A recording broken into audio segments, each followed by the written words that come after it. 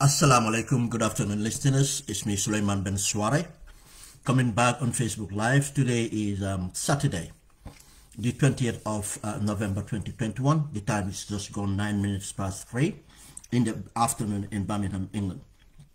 If you just give me a minute, let me share this, let me share the program through my other pages, then we can start the program.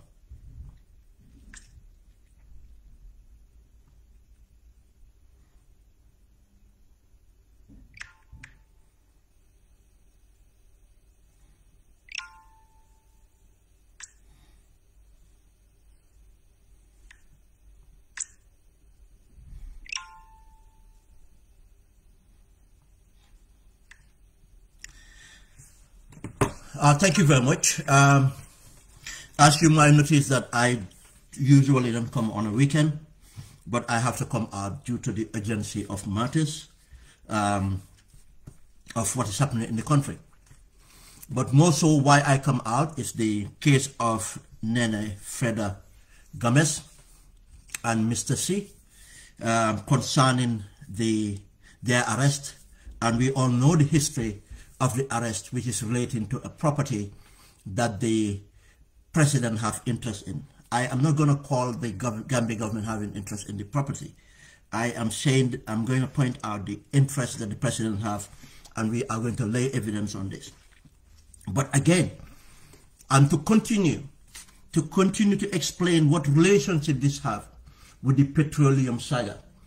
That's the Gampetroleum saga, the one of the biggest crime of economic crime in the country, which the government is trying to sidestep, the government trying to cover up, because of, again, the president and his cabal are the ones involved in this. And at this time of campaign electionary, I think we need to send the message very clearly, no ifs or buts, and put the blame squarely on the person responsible. The person that we have elected, the person that we have given a full term. We did not agree on a full term, but he disregarded the full agreement of 3 years and went on to full term. Now he is to deliver, and he failed to deliver. The only thing he delivered on is the self-perpetuation rule, trying to stay in power as long as possible. Not even 2 terms or whatever. He will stay as long as Gambian people allow him to stay. He doesn't respect any principle of democracy. He doesn't respect the rule of law. This is evidence of what's happening.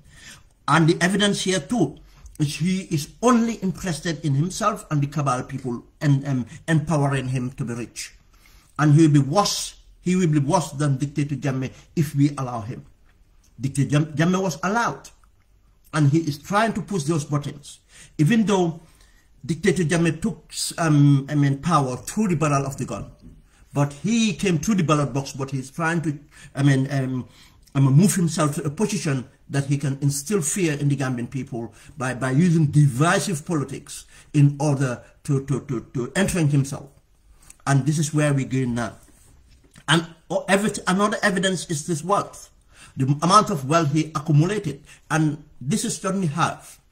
Based on the evidence, it's only half he have, declared, or even probably less than half he have declared to the IEC. Even in the country itself, only in the country he have more than what he have declared to the IEC. These are evidence that prove that he is only interested in wealth and to stay in power and control the power for his selfish gains and the people around him. And again, why I said that I'm going to prove that he is actually the person and his cabal behind the human rights abuses, the disregard of the justice system, the disregard of rule of law. We are going to get to that. Now, before we get to that bit, can we ask ourselves, can you look at those pictures with Neneh, Freddy Gomez, and Mr. C been picked up and detained at the police station? What message does that send to you? What message would that send if we allow this president to continue? That we are okay with it. Now, let's think of this. Neneh Freddy Gomez is not a marginalized person. She would consider privilege because she's educated, she's from an educated class, she's got a profession, she is a member of a bona fide political party, an executive member, a spokesperson for a political party. She is a leader. I don't know Mr. C, but similarly, Mr. C will be, around the same background. Now, if Neneh Freddy Gomez is treated in this manner, who else will be spared?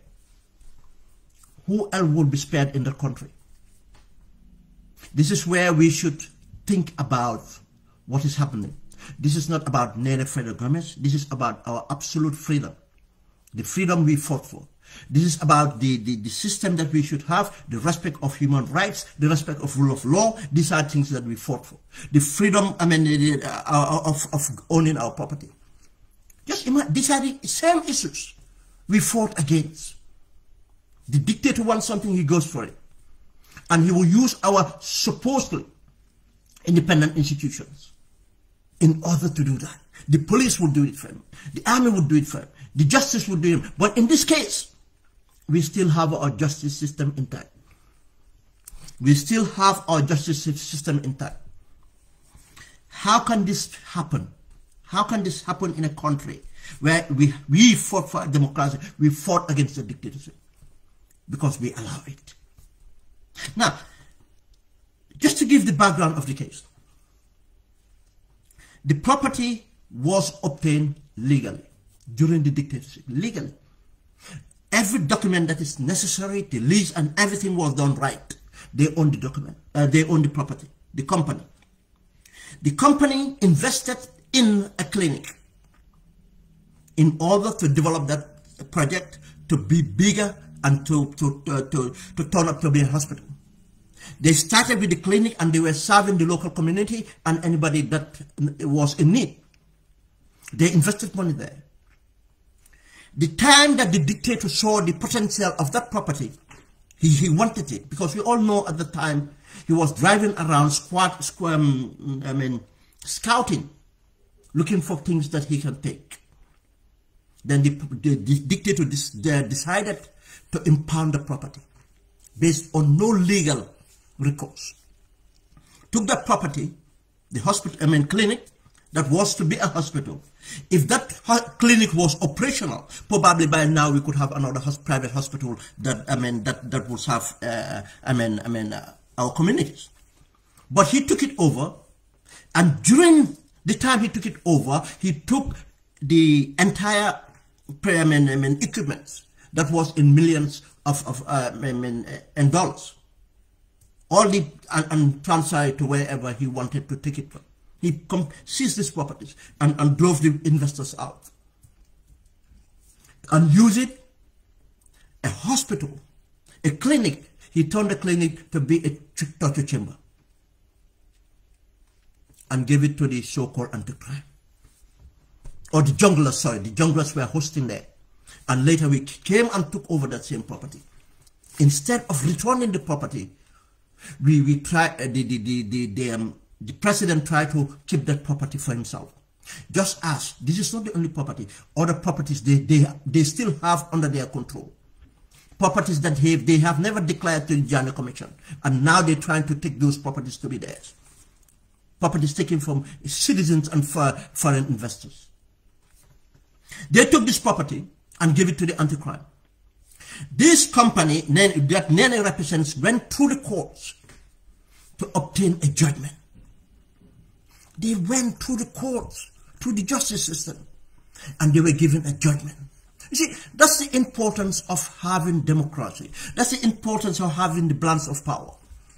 The judiciary, the executive and the legislature, and we have the press and the citizens' freedoms, and the institutions to be independent. This is what should we have in democracy. They use the arm of the government, the governance to access their property back. They got that right. Now, why is that a problem? The problem is here because of the president took bribes.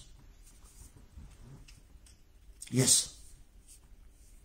If you ask me for the evidence, I can point to the evidence. Can I produce the evidence? How can I produce evidence? I have not taken control of the State House.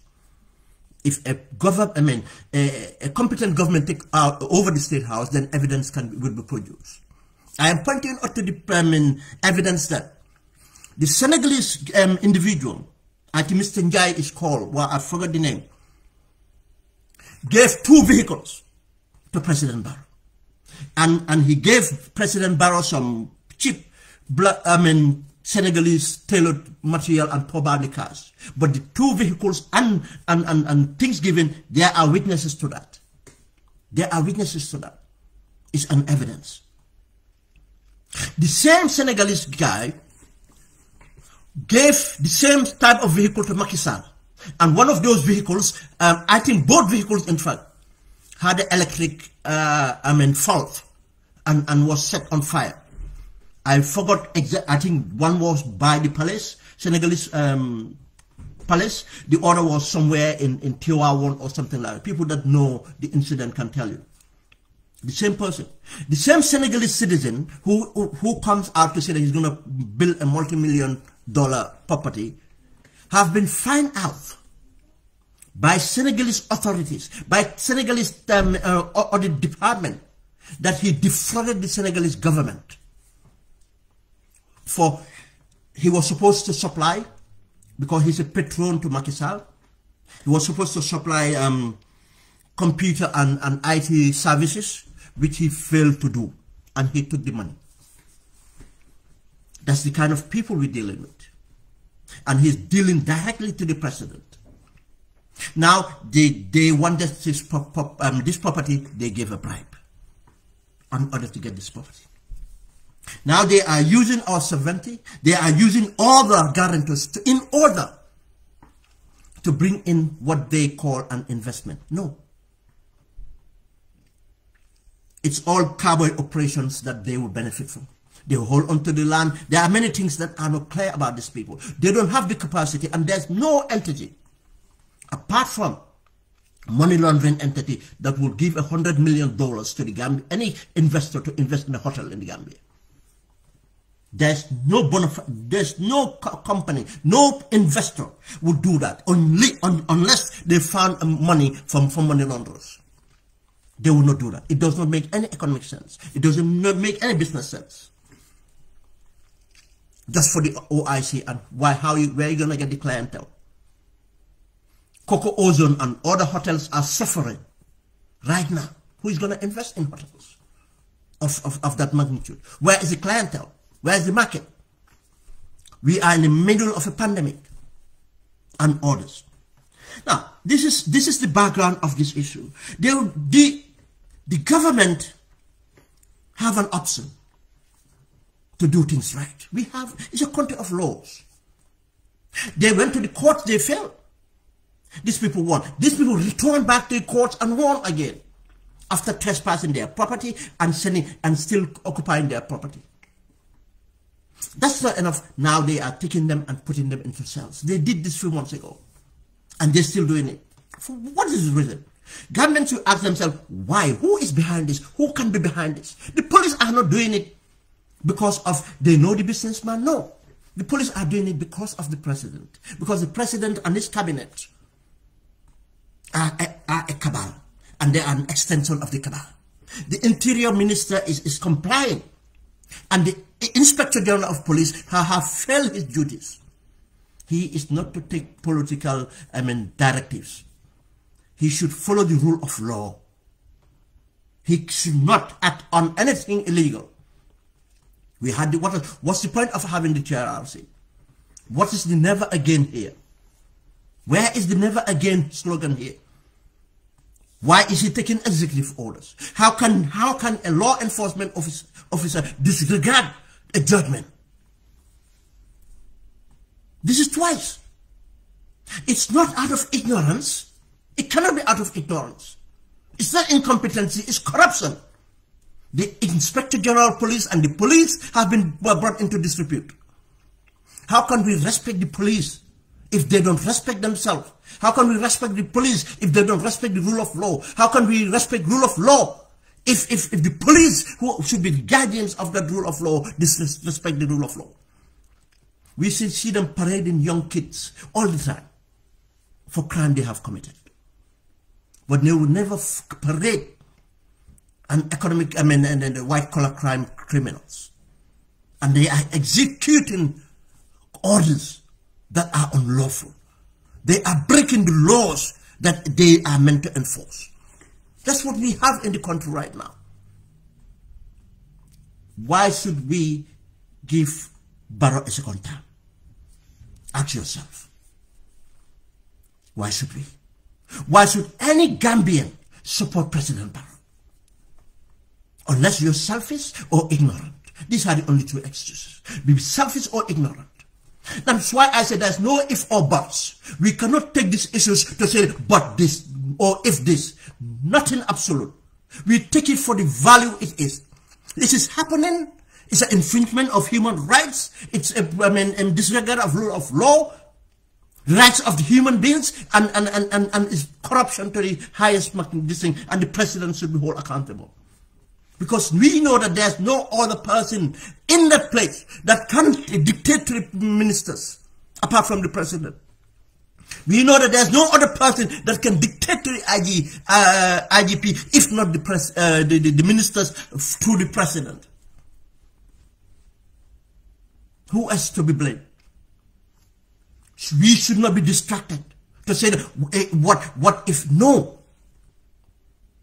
If Neneh Gomez was your mom, if Neneh Gomez was your sister, if Neneh Gomez was your family, that's the way she's a citizen and she's a human being and whoever it is. Even a foreigner should not be treated wrong. Why should a Gambian woman be treated wrong? Where is the respect for human rights? Where is the respect for our women? Where are those people championing President Barrow for respect for human rights? Where are those people championing President Barrow for respect for women? Where is the Women Affairs Minister? Where is the Vice President? Supposed to be a gender activist. Where are the gender activists? Where are they? This is not a political only issue. Yes, there should be a political angle of it. But we all have a role to play on this. It's a human rights issue. It's a violations of the rights of a woman. Why should she be arrested? Why should be treated this way? Why should the state try to confiscate a lawful property? If the government have a case, let them take it to the courts. The courts would not favor an ordinary citizen against the government. That's common sense. It's rather the other way. And we think that if this thing goes on and we condone it, it will end with it was going to just stop at Neneh Frederick Gomez. Let's keep our eyes closed again. But I'll tell you this time now, it's not this is the fact. It's not going to end well. It's not going to end well. And the ball is in our court, Gambia. We have an opportunity. We keep this freedom and we go to the polls and get this guy out.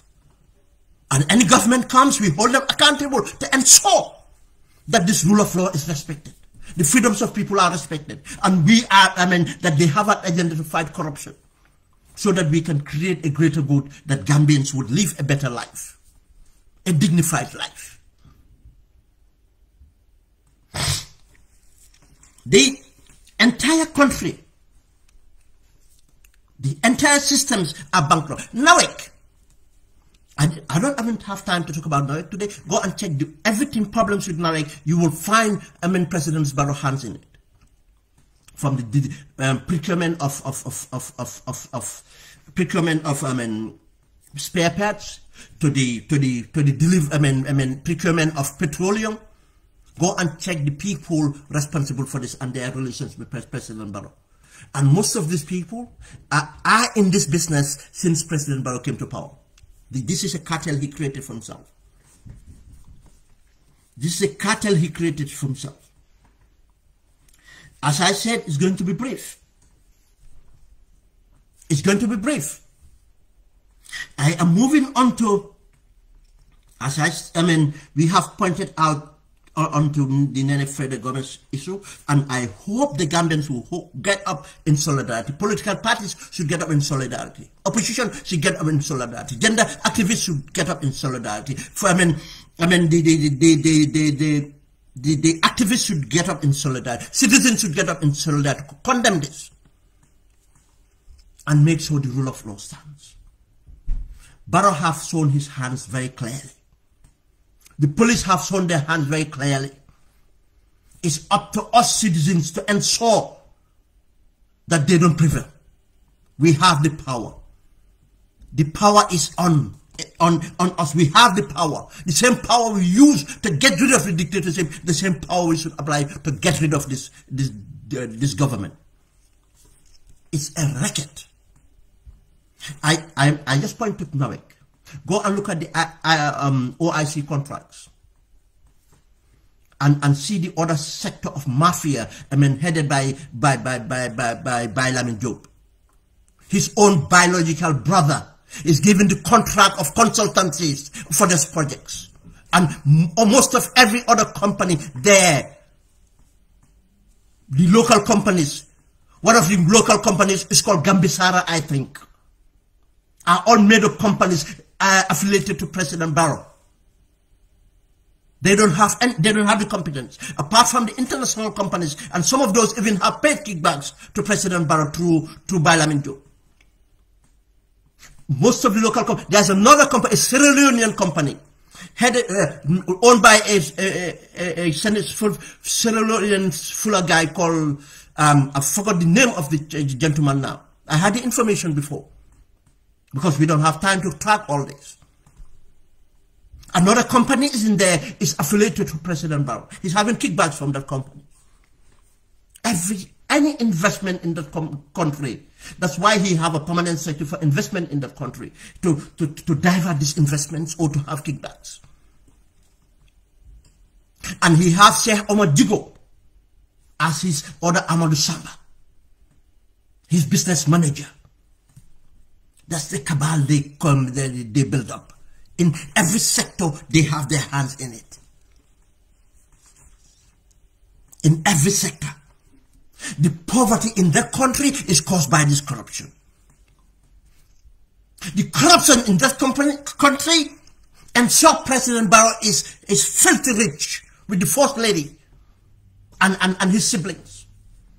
The two Amadou Sane and Jaga Sane. His nephews, just as we have the Pabojang and the Ansumana James running companies and filthy rich within 4 years. But what about the average Gambian? The Gambian businessmen are, genuine Gambian businessmen are struggling. They're completely bankrupt because of the monopolization of this economy. Gambian women are suffering, we all know, from everything they do. Our youths, we have seen the evidence. Our hospitals, we have seen the evidence. Everything is headed by Barrow and his cabal with corruption. Who else to blame? It's no ifs or buts. The buck stopped with Barrow. He structured everything to even have a permanent secretary of investment in this president's office. For what reason? When we have the GAIPA, when we have the Minister of Trade. But no, he is working with his cabal. It brings me down to Sehu Drame. You know, we talked about the corruption on that area. Let's go back to petroleum. Again, yesterday I was deliberating. I had a technical fault on my Facebook feed. I could not finish. But again, let's just recap briefly on what is happening here. If a crime is committed, the police are to investigate the crime. The police would take their evidence and produce the evidence to the Minister of Justice. The Minister of Justice should guide them by looking at the evidence and to recommend for prosecution for the by safeguarding the interests of the state. What is wrong with this case? For how long this case has been going on? This case is one of the biggest economic crime that is happening in this country. Why I mean the biggest economic crime? Because you have, I don't even have the technical skills to do this, but I have the logical understanding of how economic works. The energy sector, the fuel, runs as the blood of the economy. It goes into every industry, in the agriculture, in the food production, in the food manufacturing, in moving people to go places, to work, to school, in running hospitals, in running everything. We need petrol. That's why when petrol prices go up, everything else is affected. Every service is affected. Now this industry came to a grind to halt due to some interest groups associated to the president. You find every person mentioned is associated to the president, is supporting the president. And money. And again, there's another angle of this economic this thing is the revenue. Tax revenue. That is collected from the sale of petrol, the petrol tax. Go and find out how much Gambia generates from petrol tax a month. Now, if we talk for months, if we sit down for a month, we don't generate that tax. How many millions of dollars? Not pounds, dollars. Are we losing to the tax system? Who is going to bridge that gap? Us. The poor Gambians, the market women will be squeezed to pay tax. The small businesses will be squeezed to pay tax. Gambian civil servants will be squeezed, to pay tax. Everybody else will be squeezed to pay tax. But this cartel would continue to rob us and avoid paying tax and continue their. That's why they're supporting Barrow. And they will come and give you the angle of tribe. All tribes are involved in this, in the cartel. We have Wolofs, we have Fullers, we have Sarahulis, we have Mandinkas, we have probably even the minority tribes are less because they have less influence. That's how it works. The minority tribes have less influence. They are less active in this. But the major, what we call major tribes or the bigger tribes are the ones cahoot with it. And they will try to knock your heads to concentrate on tribes. That's why I say disregard all those nonsense. Let's identify them for what they are. They are resource looters. They don't care about anything. They don't even care about their extended family. It's all about their wives, their gated properties in Kilsering, gated properties in Brusubi, or wherever it is. The schools that their children go to, now they are regularly now having properties in the Europe and America, private schools that the children go to in the West and other things. That's what they're interested in. They don't care about their communities. They don't care about their extended families. They don't care about the people or anything. They don't care about their tribe. Why should we fight for them?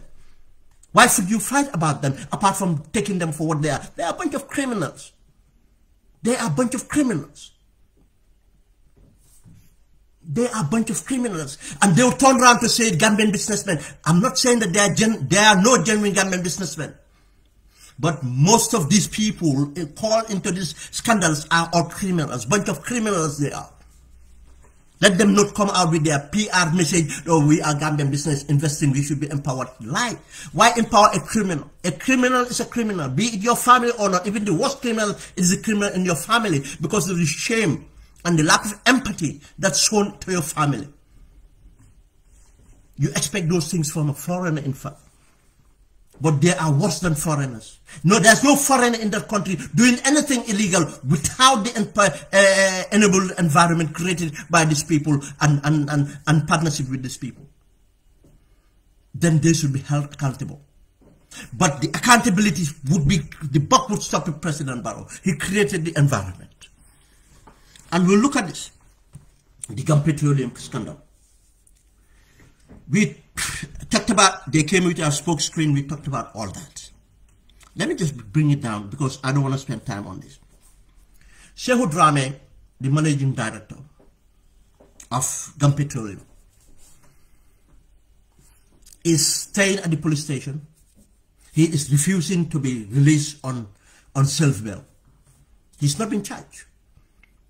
He is asking for accountability. And that might be puzzling. That might be puzzling because we all have an idea or an inkling that he have done something wrong. Yes. But he is manifesting his innocence. And he is refusing to leave the police station up to last night before I went to bed. Midnight. He was in the police station. This morning I woke up and I just insulated myself because I have a write-up to do. I didn't have time to check that, but I'm telling you, my information is correct. Up to midnight, yesterday he was at the police station. If he left the police station, it must be after midnight. And I likely that he's still there. Now they are negotiating for the gentleman to go. He is suspended of arrest. There's an acting managing director. They're negotiating for go. For the crime of this magnitude be committed. For so far even what we know, what we came out with and what they have confirmed from their press statement is enough to charge enough people. But nobody is charged technically. What they do is they are doing arraignments. Why are they doing arraignments? Who are they protecting? Why the rule of law is not being exercised? You see, that's what I'm saying. In the case of Neneh, Frederick Gomez, they are not following the rule of law. They are abusing the rule of law. In this case, they are neglecting the rule of law for whose benefit? Whose benefit? The police are not doing the investigation. They did the investigation, but they cannot go through it. Why? As I mentioned earlier, I said this is the logical explanation here. Musa Drame is representing, he's taking money. He's getting money from the businesses of Gampetroleum. How is getting that money? Let me leave that bit there. It can be discussed another time, but he's getting money. Now, for campaign promotions. The First Lady and President Barrow are getting money directly from people engaged. From Ababakar Jawara, from Kapi Jabi, that's called Jereba Jabi of Afri Oil, and other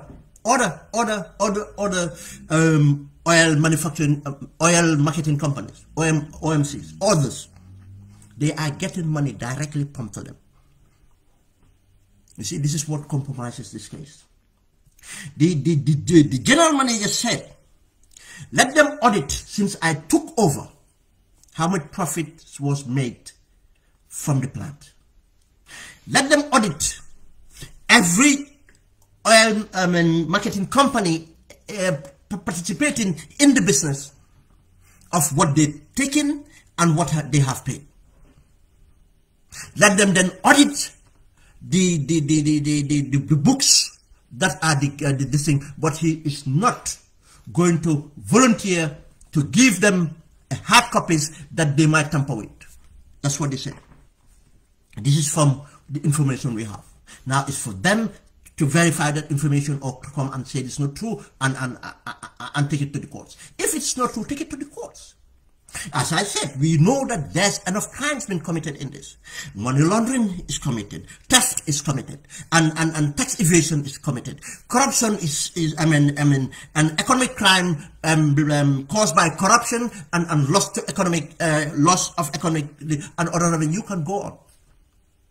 Receiving stolen property is aiding abetting is committed in this.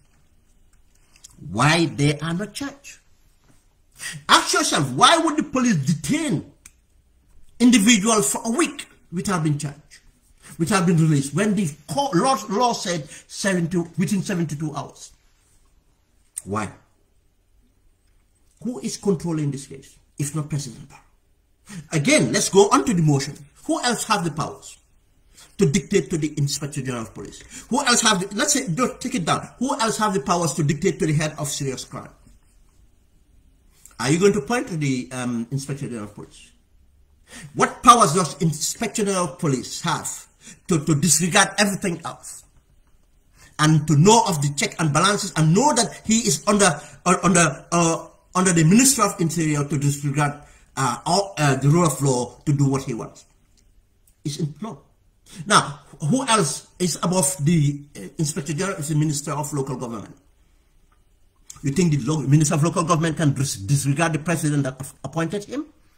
Can sack him to do whatever he wants? He can disregard the justice system? He can disregard the legislators? He can disregard the press? He can disregard Gambian citizens? Do what he wants? No. Who else? It goes back to President Barrow. Logically, this is only happening because of it's empowered by President Barrow. Why would President Barrow do this? Because he is benefiting from this financially and been financing his political party. Let's go and audit NPP. Where can they get all this money? Dishing out money like nobody's business. Buying vehicles like nobody's business. Even Jammeh did not spend this much in his first time in running for office. A dictator.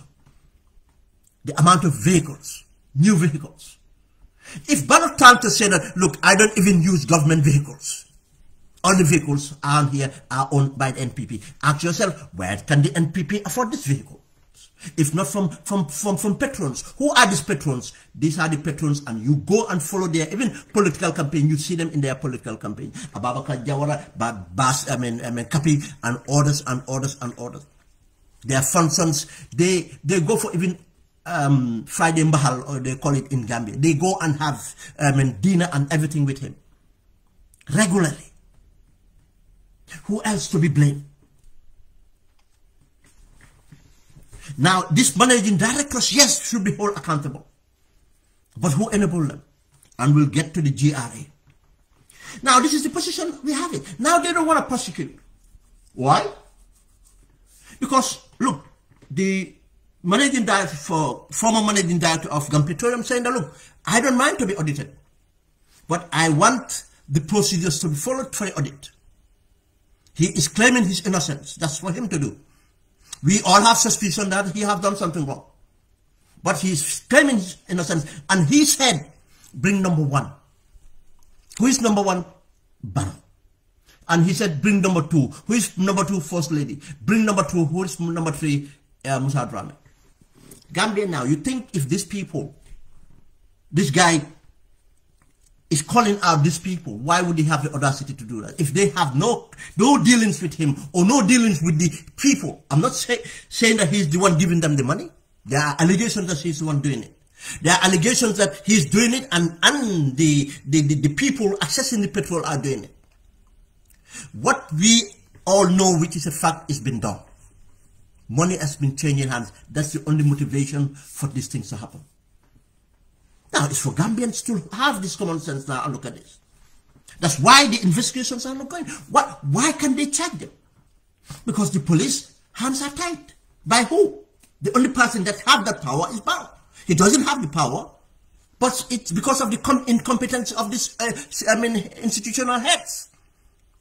Allow Barrow to do this because they are corrupt themselves. They are incompetent themselves. They could have resigned.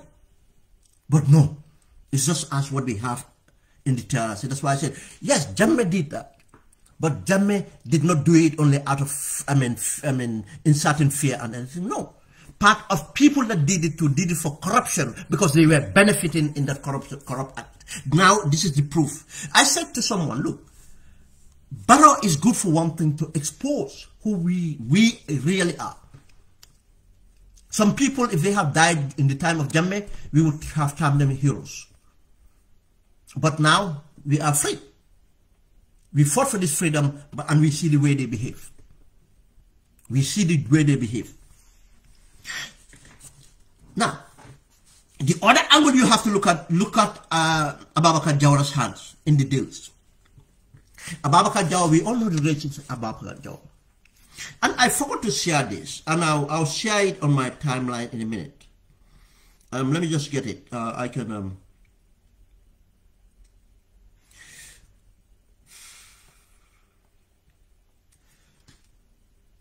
I don't want to show this person's name, but it's very tricky to do this. It's very tricky to do these things. Yeah.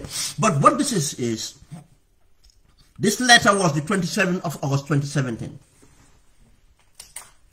This letter was written the 27th of August 2017, and it was from the Minister of Foreign Affairs, International Corporations, and Gambian Abroad, and it was written and sent to Mr. Ababakar Jawara, room 0144, Gaingu International Trading Mall, 6 Jingyu Road. This is where his address was in China. You see, show you what a hustler he was. In 23rd August 2017, Ababakar Jawara was using this address in China. He was a hustler, a room, as his address in China. This letter from the Minister of External Affairs was appointed as Consular General of the Republic of the Gambia in Zhangzhou People Republic of China. The guy was not rich. The guy was not wealthy. The guy was not a big business guy. In China, Africans don't even have, foreigners don't even have rights to own businesses. African cannot own a business. Go and Google that on YouTube. You see African restaurants owned by Chinese. Now Africans walk in to operate in the restaurant because a Chinese have to register it. You cannot register that. He was just hustling, doing trading business. That was August 2017. Within months, he came back and got the mine, the sand mining. And that's how it started. The tomato factory was not owned by him. He had a dispute with the owner, a Chinese. He was fronting. And he had that land during the Jammeh time. And how did he have that land? He had 2 vehicles that he gave to Jammeh. And with a business plan that he's going to build a tomato factory. He was given a land and everything. 2016, Gambian government starting to follow, tell him, chase him up that if you don't develop the land, we're going to take it. And it happens, Jammeh lost the elections. And he was supporting Jammeh during 2016 elections. He campaigned for Jammeh. He came to the Gambia campaigning for Jammeh. That's why Jammeh won these votes in Basse. People like him. They were supporting Jammeh. He was poor. And then 2020, he lobbied to be a councillor. Why do they lobby to be a councillor? So that they can have diplomatic, be the more diplomatic representative, and they can have contacts and use those contacts for their business development. But he abandoned that councillor and came back to the Gambia because now he have money to get a Chinese, guys, investors to run the sand mining, and go and look at the way that contract was written and given to him. We have established, everybody knows how he was poor, but from his relationship with Barrow and everything he does, Barrow have a shares in it. Everything he does in the country, Barrow have a shares in it. That Getch company and everything else he does, his operation, Barrow have a shares in it. That's how Barrow became rich, multi-rich, and the first lady and his political party. Now, this Ababakar Jawara, I will share this on my timeline later. I forgot to do that. Ababakar Jawara, now linked to Barrow. Now look at these things. In his hands in the petroleum business. Ababakar's role in Gach and GNPC. GNPC is a standing alone company. It's a company that was established by Jammeh's government. It's the only state-owned enterprise that Jammeh created. Every other state-owned enterprise was created by the Jawara government. GRTS, we cannot call that creating because it was the backbone of GRTS is Gambia Radio, and anything else. Nothing, absolutely. It was only GNPC, the petroleum company. Now, the petroleum company was doing business well, making profits, and operating how they want to operate. Why get Gach onto the company? This is what they do. When you look at the list of oil marketing companies, it's only Gach that you see Gach/GNPC. Every company, small companies even stood alone, independently. But he does not have the muscles. He does not have the intellect. He doesn't have the background to run a company. This way, if they do it, they can defraud GNPC. And this is why one of the reasons that created the problem we have today. And the profits will be shared with him and First Lady and Barrow. And money for campaign finance will be spent on NPP. That's why they're avoiding this case to come out. And again, he bought the press. We all know that he bought the press. We all know that he bought the press. That's why we don't hear anything from the press. Now, by doing that, that's one area of looking at Barrow Complicity. Ababakar Jawara. 2. Gach and Gampetroleum. He said that he paid. I have the invoices. As I said, I'm talking from everything. I have the invoices. If you bear me a minute.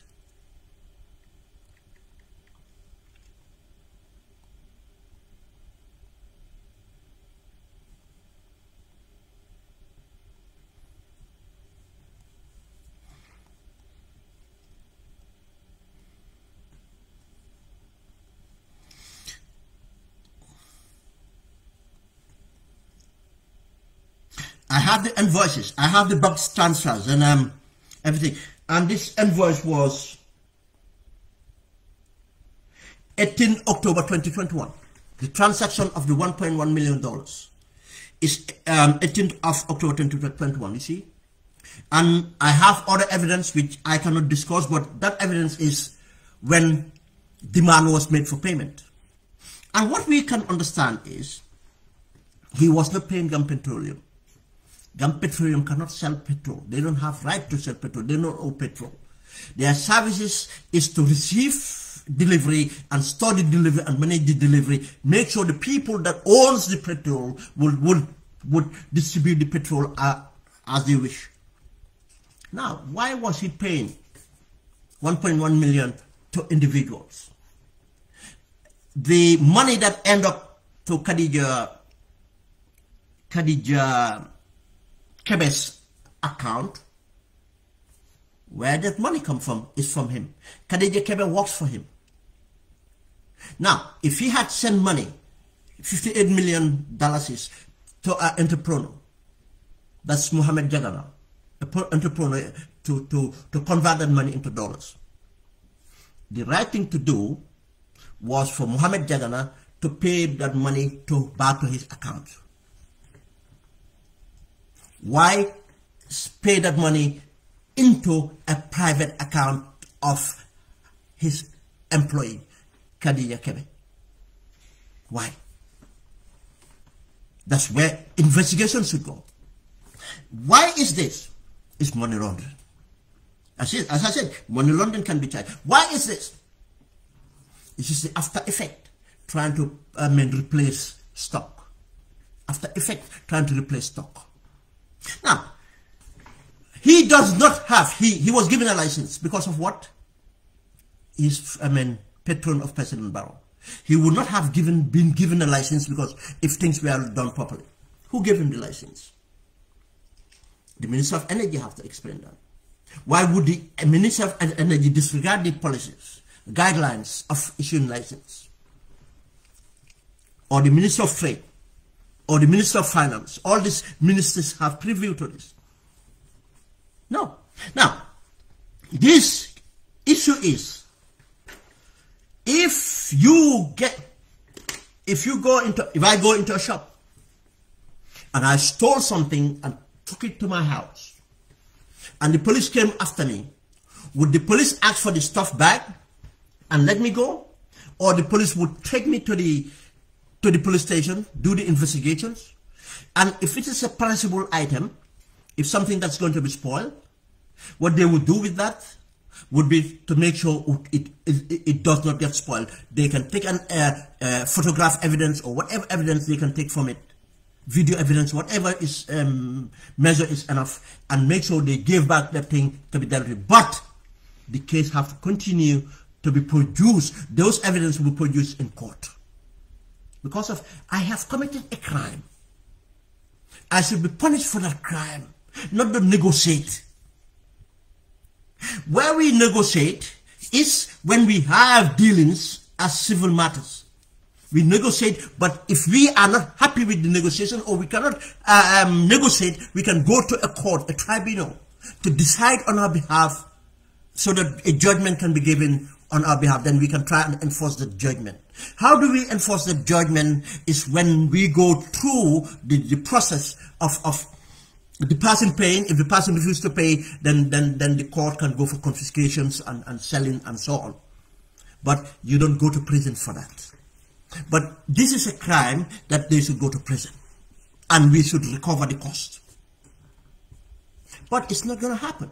Because Ababakar Jawara, if you have to take Ababakar Jawara to court, you are taking Barrow to court. You are taking the First Lady to court. You are taking Musa Drame to court. You are taking the NPP to court because they are holding stolen property. They are being fed by corrupt money. This is the case. Now they're negotiating this thing. If you look at all these angles, you will see Barrow. Now let's go to the other angle. GACH and GRA. Tax. Petrol cannot. A drop of petrol cannot leave a bonded depot. You remember I said when we made these allegations, logical allegations, what they said was, oh, where's the evidence? We said, look, we are not the people with the evidence. The investigations should go and find the evidence. When they came out with their press release, they admitted that we were right. But what they did not do is they put a small screen over it.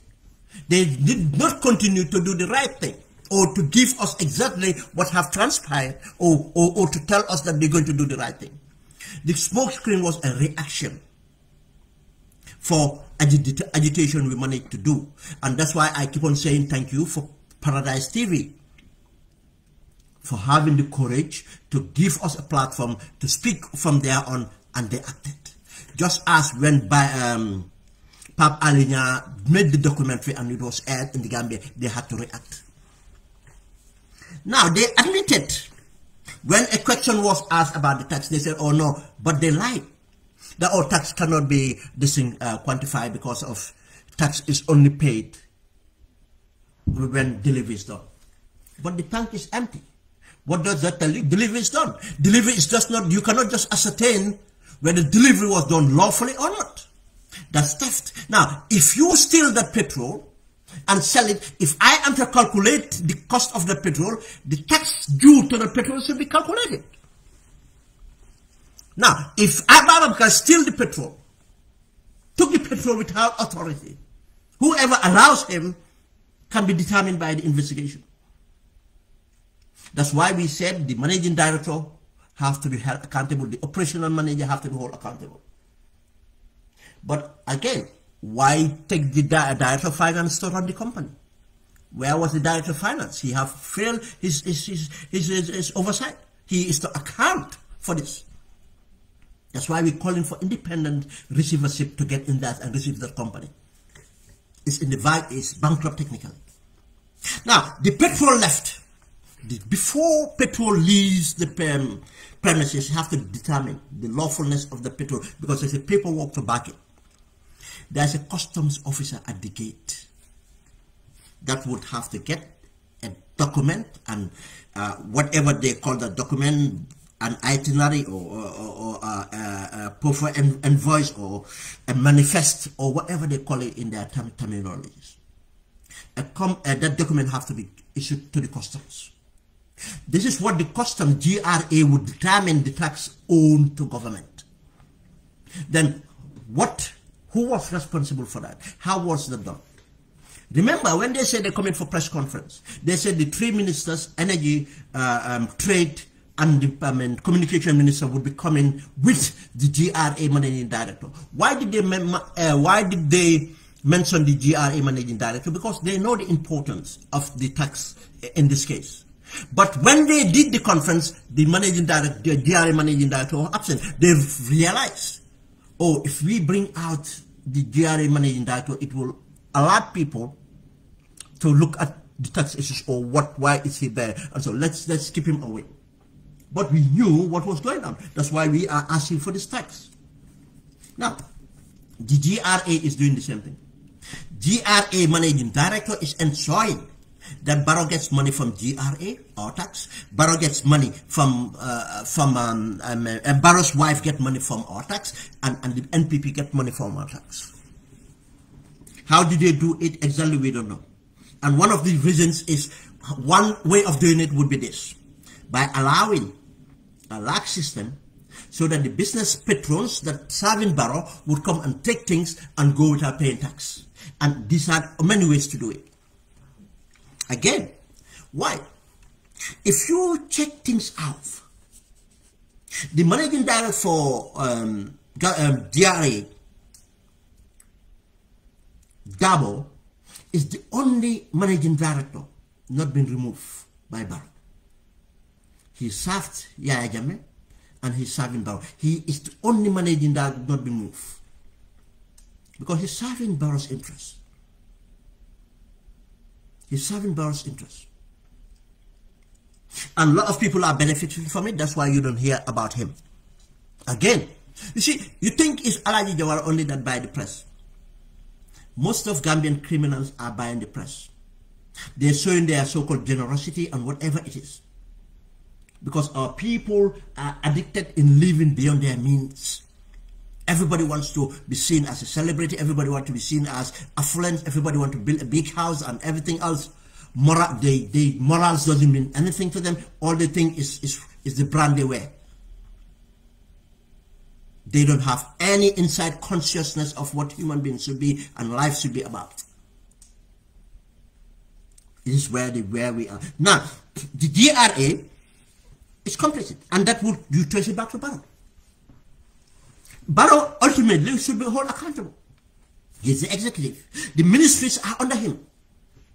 And those ministries are looking at the finance ministry is responsible for GRA and oversight and orders. But you know our parliament failed. These are the oversights. Now our so-called independent institution failed. Which one? The police are here as evidence. They are not doing their job. Why? Again, you trace it back to Barrow. And we have discussed that. The justice have to be applauded in this. Yankuba Dabo, thank you. Yankuba Dabo. The Justice Department. Now, guys, as I said, it was going to be brief. The guys that came out late, just please, if you want to get the entire program, you have to start from the beginning. I am so tired to I've wake up early today to do some work to follow up these things, but I don't even have the energy to sum up this program. But to say that let me just leave it at that. I'm so tired right now. That's where we are. but we have to really think about where we're going with this. Barrow is all over these things. That's why we are not having justice. And the corruption is ensuring to continue. Thank you very much, guys. Have a good afternoon. Thank you.